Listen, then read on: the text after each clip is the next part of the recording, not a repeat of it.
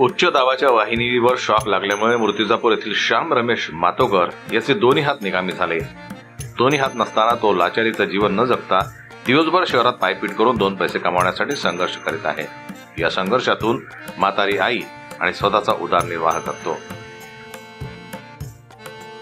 काही वर्षापूर्वीच वडिलांचं छत्र हरवलं व प्रचंड शरीरयष्टी असलेला श्याम गावंडी म्हणून काम करणाऱ्या आईसह सुखी व आनंदी जीवन जगायचा।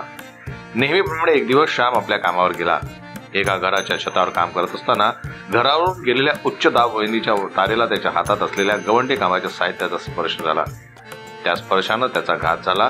या अपघातात त्याचे दोन्ही हात निकामी झाल्यानं ते कोबरापासून काढून टाकावे लागले।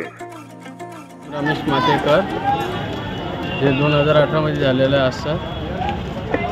रविवार दिवस 14 तारीख 12:35 कसं काय झालं होतं? काय झालं होतं? हे काम करता झालं। कुठलं काम करत होतं? राजकाम।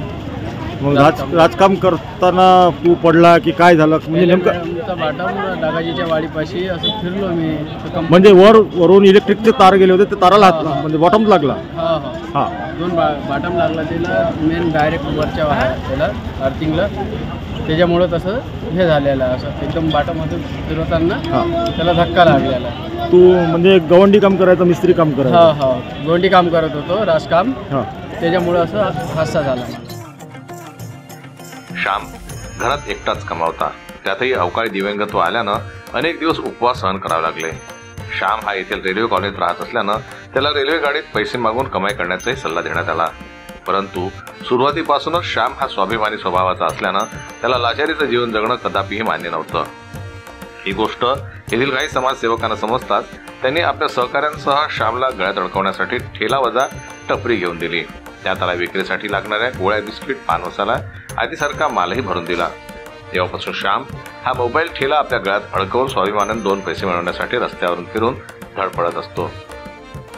तरी कोण आहे? आई आहे, म्हातारी आई आहे, मी बाबा वारले 2019 मध्ये। मग आता घराचं पालनपोषण, उदरनिर्वाह तुझ्या भरोशावर? हेच भरोशावर आहे। या माध्यमातून तुला दिवसभरात किती कमाई? दारोदार फिरतो तू इकडे तिकडे? 200-250 रुपये। 200-250 रुपये मिळतात। हो। म्हणजे तू अपंग आहे, भीक मागितल्यापेक्षा स्वाभिमानानं जगतो।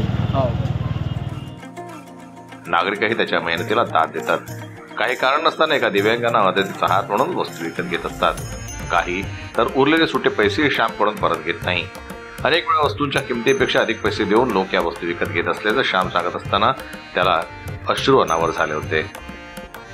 हलाखीच्या परिस्थितीत दिव्यांगत्व आल्यावर अनेक जण भीक मागून जीवन जगतात, परंतु श्याम मातेकर याने दिव्यांगांवर मात करीत स्वाभिमानी जीवन जगत आहे।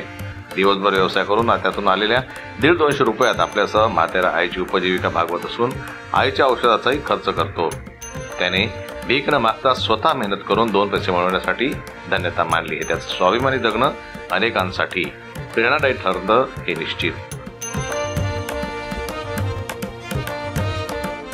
संजीव मग, जन्नत लाईव्ह न्यूज, अकोला।